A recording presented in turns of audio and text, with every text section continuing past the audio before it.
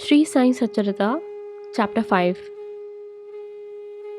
Title: Baba's return with Chand Patil's marriage party. Welcomed and addressed as Sai. Contact with other saints. His dress and daily routine.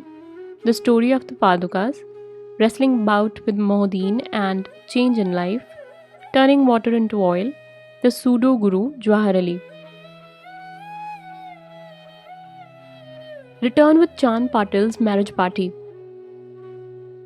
As hinted in the last chapter, I shall now describe first how Sai Baba returned to Shirdi after his disappearance. There lived in Aurangabad district of Nizam state in a village called Dhoop a well-to-do Mohammedan gentleman by the name Chand Patil. While he was making a trip to Aurangabad, he lost his mare. For 2 long months, he made a diligent search but could not find any trace of that lost mare. After being disappointed, he returned from Aurangabad with the saddle on his back. After travelling 4 kos and a half, he came on the way to a mango tree under the foot of which sat a Ratna, that is a queer fellow. He had a cap on his head, wore kafni, that is a long robe, and had a satka, that is short stick, under his armpit, and he was preparing to smoke a chillim, that is pipe. On seeing Chand Patil pass by, he called out to him and asked him to have a smoke and rest a little. The fakir asked him about the saddle. Chand Patil replied that it was of his mare, and which was lost. The queer fellow or the fakir asked him to make a search in the nala close by. He went, and wonder of wonders, he found out the mare. He thought that this fakir was not an ordinary man but an Aulia, that is a great saint. He returned to fakir with the mare. The chillim was ready for being smoked. But 2 things were wanting. 1. Fire to light the pipe, and 2. Water to wet the chappi, that is the piece of cloth through which the smoke is drawn up. The fakir took his prong and thrust it forcibly into the ground, and out came the live burning coal which he put out on the pipe. Then he dashed the satka on the ground, from whence water began to ooze. The chappi was wetted with that water, and was then wrung out and wrapped around the pipe. Thus, everything being complete, the fakir smoked the chillim and then gave it also to the Chand Patil. On seeing all this, Chand Patil was wonderstruck. He requested the fakir to come to his home and accept his hospitality. Next day, he went to the Patil's house and stayed there for some time. The Patil was a village officer of Dhoop. His wife's brother's son was to be married, and the bride was from Shirdi. So Patil made preparations to start for Shirdi for the marriage. The fakir also accompanied the marriage party. The marriage went off without any hitch. The party returned to Dhoop except the fakir alone, who stayed in Shirdi and remained there forever. How the fakir got the name Sai. When the marriage party came to Shirdi, it alighted at the foot of banyan tree in Bhagat Malsapati's field near Khandoba's temple. The carts were loosened in the open courtyard of Khandoba's temple, and the members of the party descended one by one, and the fakir also got down. Bhagat Malsapati saw the young fakir getting down and accosted him Ya Sai, which means welcome Sai. Others also addressed him as Sai, and thenceforth he became known as Sai Baba. Contact with other saints. Sai Baba began to stay in the deserted masjid. One saint named Devi Das was living in Shirdi many years before Baba came there. Baba liked his company. He stayed with him in Maruti temple in the Chavdi and sometime lived alone. Then came another saint by the name Janki Das. Baba spent most of his time in talking with him, or Janki Das went to Baba's residence. So also, one Vaishya householder saint from Putambe by the name Gangagir always frequented Shirdi. When he first saw Sai Baba carrying pitchers of water in both hands for watering the garden, he was amazed and said openly, "Blessed is this Shirdi that it got this precious jewel.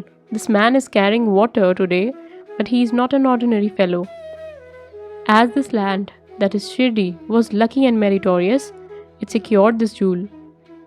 So also one famous saint by the name Anandanath of Yevala Math, a disciple of Akalkot Maharaj, came to Shirdi with some Shirdi people. When he saw Sai Baba, he openly said, This is a precious diamond in reality. Though he looks like an ordinary man, he is not a gar, that is ordinary stone, but a diamond. You will realize this in near future. Saying this, he returned to Yevala.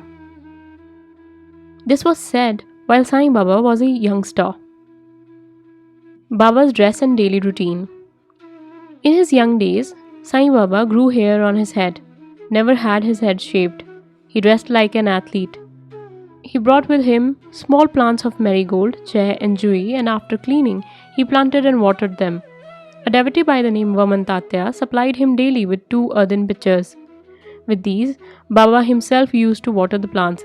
He drew water from the well and carried the pitchers on his shoulders. In the evening, the pitchers were kept at the foot of the neem tree, and as soon as they were placed there, they were broken, as they were made of raw earth and not baked. Next day, Tatya supplied 2 fresh pitchers. This course went on for 3 years, and with Sai Baba's toil and labor, there grew a flower garden. On the site at present stands the big mansion, that is Samadhi Mandir of Baba, which is now frequented and used by so many devotees. The story of Padukas, that is footprints under the neem tree. A devotee of Akalkot Maharaj by the name Bhai Kishanji Ali Bakkar worshipped the photo of Akalkot Maharaj. He once thought of going to Akalkot in Sholapur district, taking the darshan of the Padukas, that is footprints of Maharaj, and offering his sincere worship there. But before he could go there, he got a vision in his dream. Akalkot Maharaj appeared in the vision and said to him, "Now Shirdi is my resting place. Go there and offer your worship." So Bhai changed his plan and came to Shirdi, worshipped Baba, and stayed there for 6 months and was happy. As a reminiscence of this vision, etc., he prepared the Padukas and installed them on an auspicious day of Shravan of Shaka year 1834, that is 1912 AD, under the neem tree with due ceremonies and formalities conducted by Dada Kelkar and Upasne. One Dikshit Brahmin was appointed for worship, and the management was entrusted to devotee Sagun. Complete version of this story. Mr. B.V. Deo, a retired Mamlatdar of Thana and a great devotee of Sai Baba, made inquiry about this matter with Sagun Meru Naik and Govind Kamalkar Dikshit, and has published a full version of the Padukas in Sai Leela, volume 11, number 1, page 25, and it runs as follows. In 1834 Shaka year, that is 1912 AD, one doctor by the name Ramarao Kothare of Bombay came to Shirdi for Baba's darshana. His compounder and his friend Bhai Kishanji Ali Bakkar accompanied him. The compounder and Bhai became intimate with Sagun Meru Nayak and G.K. Dikshit. While discussing things, these persons thought that there must be some memorial of the fact that Sai Baba's first coming to Shirdi and sitting under the holy neem tree. They thought of installing Baba's Padukas there and were going to make them through some rough stones. Then Bhai's friend, the compounder, suggested that if this matter be made to the master, that is Dr. Ramarao Kothare, who would prepare nice Padukas for this purpose. All liked the proposal and Dr. Kothare was informed of it. He came to Shirdi and drew a plan of the Padukas. He went to Upasani Maharaj in Khandoba temple and showed him his plan. The latter made many improvements, drew lotuses, flowers, conch, disc, man, etc. and it suggested that the following shloka, that is verse, regarding neem tree's greatness and Baba's yogic powers be inscribed. The verse was as follows. Sada nimba vrikshasya mooladhivasat sudhasravinam tiktamapi apriyamtam tarum kalpa vriksha dhikam sadhyantam namamishwaram sadguru sainatham. Upasani's suggestions were accepted and carried out. The Padukas were made in Bombay and sent to Shirdi with the compounder. Baba said that they should be installed on the Purnima, that is 15th of Shravan. On that day, at 11 am, G.K. Dikshit brought them on his head from Khandoba's temple to the Dwarka Mai, that is Masjid, in procession. Baba touched the Padukas, saying that these are the feet of the Lord, and asked the people to install them under the foot of the neem tree. A day before, one Parsi devotee of Bombay named Pasta Sheth sent rupees 25 by money order. Baba gave this sum for the installation of the Padukas. The total expense of installation came up to be rupees 100, out of which rupees 75 were collected by subscriptions. For the first 5 years, G.K. Dikshit worshipped the Padukas daily, and then Lakshman Kacheshwar Jakhadi did this. In the first 5 years, Dr. Kothare sent rupees 2 per month for lighting and also sent the railing around the Padukas. The expense of bringing the railing from the station to Shirdi was 7 rupees 8 paise, and roofing was paid by Sagun Meru Nayak. Now Jakhadi, that is Nana Pujari, does the worship, and Sagun Meru Nayak offers the Naivedya and lights the evening lamps. Bhai Kishanji was originally a devotee of Akalkot Maharaj. He had come to Shirdi at the installation of the Padukas in Shaka year 1834 on his way to Akalkot. He wanted to go to Akalkot after taking darshan of Baba. He asked Baba's permission, and after which Baba said, "Oh, what is there in Akalkot? Why do you go there? The incumbent Maharaj of that place is here, myself." Hearing this, Bhai did not go to Akalkot. He came to Shirdi off and on after the installation of the Padukas. Mr. B.V. Deo concluded that Hemant Pant did not know these details. Had he known them, he would not have failed to depict them in his Sai Satcharita, wrestling bout with Modin Tamboli, and change in life. To return to other stories of Baba, there was a wrestler in Shirdi by the name Modin Tamboli. Baba and he did not agree on some items, and both had a fight. In this, Baba was defeated. Thenceforth, Baba changed his dress and mode of living. He donned kafni, wore a langot, that is waistband, and covered his head with a piece of cloth. He took a piece of sackcloth for his seat, sackcloth for his bed, and was content with wearing a torn and worn-out rag. He always said, "Poverty is better than kingship, far better than lordship. The Lord is always the brother, that is befriender of the poor." Gangagir was also very fond of wrestling. While he was once wrestling, a similar feeling of dispassion came over him, and at the proper time, he heard the voice of an adept, saying that he should wear out his body playing with God. So he too gave up Sansara and turned towards God realization. He established a mutt on the banks of the river near Putambe and lived there with his disciples. Sai Baba did not mix and speak with people. He only gave answers when he was questioned. By day he was seated under the neem tree, sometimes under the shade of the branch of the bulbul tree near the stream at the outskirts of the village. In the afternoon, he used to walk at random and go at times to Neemgaon. There, he frequented the house of Bala Sahib Dengle. Baba loved Mr. Bala Sahib. His younger brother, named Nana Sahib, had no son, though he married a second wife. Bala Sahib sent Nana Sahib for taking darshan of Sai Baba, and after some time, with his grace, Nana Sahib got a son. From that time onwards, people began to come in numbers to see Sai Baba, and his fame began to spread and reached Ahmednagar. From thence, Nana Sahib Chandorkar and Keshav Shitambar and many others began to come to Shirdi. Baba was surrounded by his devotees during day and slept at night in an old and dilapidated masjid. Baba's paraphernalia at the time consisted of chillum, tobacco, a tumbrel, that is tin pot, a long flowing kafni, a piece of cloth around his head, and the satka, that is short stick, which he always kept with him. The piece of white cloth on head was twisted like matted hair and flowed down from left ear on the back. This was not washed for weeks. He wore no shoes, no sandals. A piece of sackcloth was his seat for most of the day. He wore a kupin, that is waistband cloth, and for warding off cold, he always sat in front of Dhuni Mai, which is sacred fire, facing south with his left hand resting on the wooden railing. In that Dhuni, he offered as oblation egoism, desires, and all thoughts, and always uttered Allah Malik, that God is the sole owner. The masjid in which he sat was the only of the 2-room dimensions where all devotees came and saw him. After 1912 AD, there was a change. The old masjid was repaired and the pavement was constructed.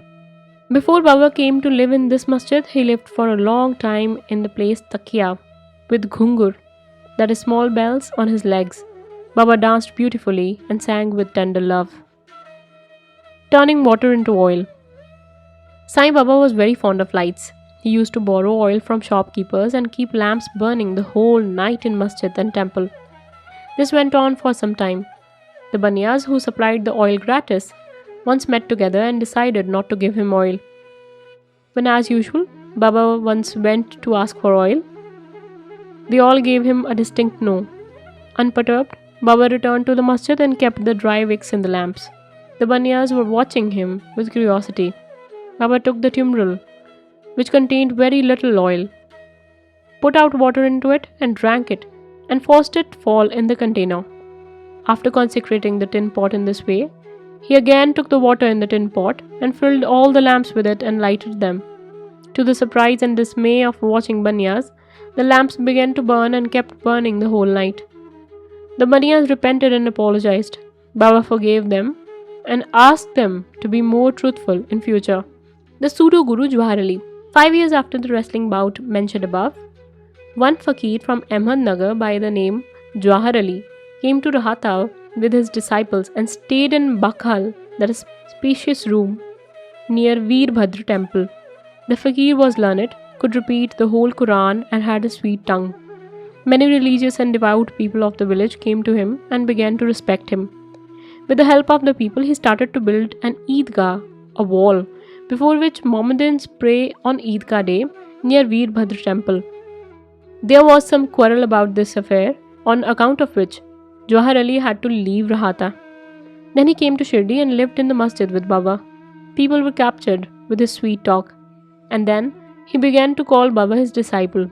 Baba did not object and consented to be his chela. Then both Guru and chela decided to return to Rahata and live there. The Guru, that is Jawahar Ali, never knew his disciple's worth, but the disciple knew the defects of the Guru. Still, he never disrespected him, observing carefully his duties. He even served the master in various ways. They used to come to Shirdi off and on, but their mainstay was in Rahata. The loving devotees of Baba in Shirdi did not like that Baba should stay away from them in Rahata. So they went in deputation to bring Baba back to Shirdi. When they met Baba near the Eidgah and told the purpose for which they came, Baba said to them that the fakir was an ill-tempered fellow, he would not leave him, and that they should better return to Shirdi without him before the fakir returned. While they were thus talking, the fakir turned up and was very angry with them for trying to take away his disciple. There was some discussion and altercation, and it was finally decided that both Guru and Chela should return to Shirdi. And so they returned and lived in Shirdi. But after a few days, the Guru was tested by Devi Das and he was found wanting. 12 years before Baba arrived in Shirdi with the marriage party, this Devi Das, aged about 10 or 12, came to Shirdi and lived in Maruti temple. Devi Das had fine features and brilliant eyes, and he was dispassionate incarnate and a Gyani. Many persons, namely Tatya Kote, Kashinath and others, regarded him as their Guru. They brought Jawahar Ali in his presence, and in discussion that followed, Jawahar Ali was worsted and fled from Shirdi. He went and stayed in Bijapur and returned after many years to Shirdi and prostrated himself before Sai Baba. The delusion that he was Guru and Sai Baba was Chela was cleared away, and as he repented, Sai Baba treated him with respect. In this case, Sai Baba showed by actual conduct how one should get rid of egoism and do the duties of a disciple to attain the highest end, that is self-realization. The story is told here according to the version given by Malsapati, who was a great devotee of Baba. In the next chapter, we will be describing Ram Navami festival, the masjid, its former condition and later improvement. Bow to Sri Sai. Peace be to all. Om Sai Ram.